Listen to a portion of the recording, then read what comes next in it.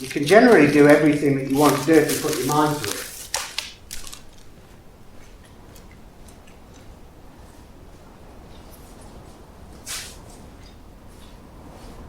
Now, I would agree with that statement when it comes to doing a somersault, but I'm not sure whether you can agree that if you want to be British champion, you can be British champion. I'm not sure that's for everyone, because I'm sure every little boy would have deep down wanted that, but not everybody can have that position. Just as simple as that. But what it did teach me was, if whatever you put yourself into, if you give it 100%, then there's every chance that you become successful at it. But that is kind of the only way that you'll become successful at it. There's no fluking when it comes to stuff like that, or blagging. But I applied the same principle with passion, love and dedication to being a world-renowned guitarist, like Hendrix or someone. But I didn't come to it until late, and I couldn't naturally do it, just like gymnastics. But what I didn't do was get any lessons. I decided to try and teach myself, and at my own speed, while on drugs and drinking, and while confused, but still had within inside me the unshakable idea that I could be the best. So what I've kind of learnt on my little life journey is, yes, you do need that work ethic, you need, what do you need to succeed?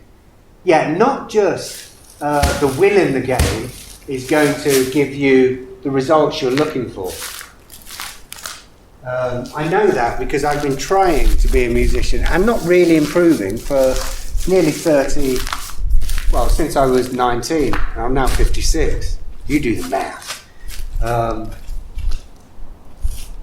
So the moral of my story there is,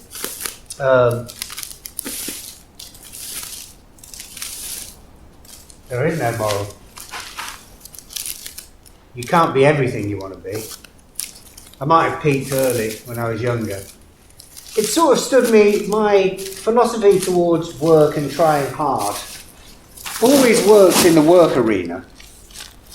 Wherever you work anywhere, if you give it your all and try and do as you're told, you generally move quite well and quite swiftly in whatever direction you want. The minute you stop doing any of that, it goes wrong. No, that's not my lesson.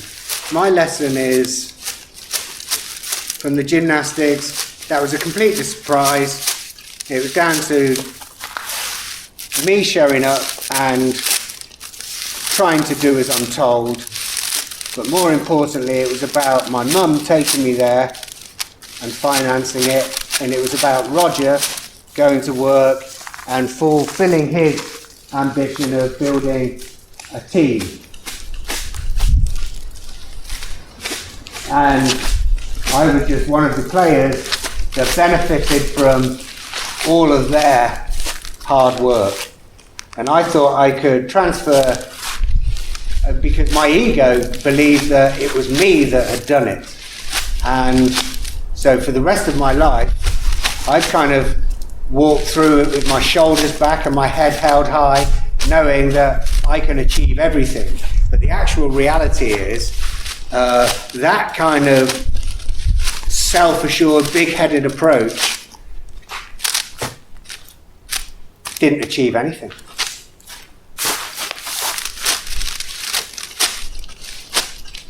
The best I could muster was coming across a nice family that agreed to sell me a piece of land. And so I kind of worked away for the last couple of years, and I've managed to buy a little piece of derelict land that's no good to anyone with a pylon on it.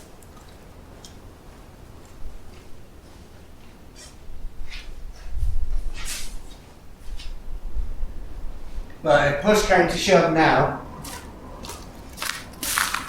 I could put a tent on it, or even my milk float, and I'd be alright.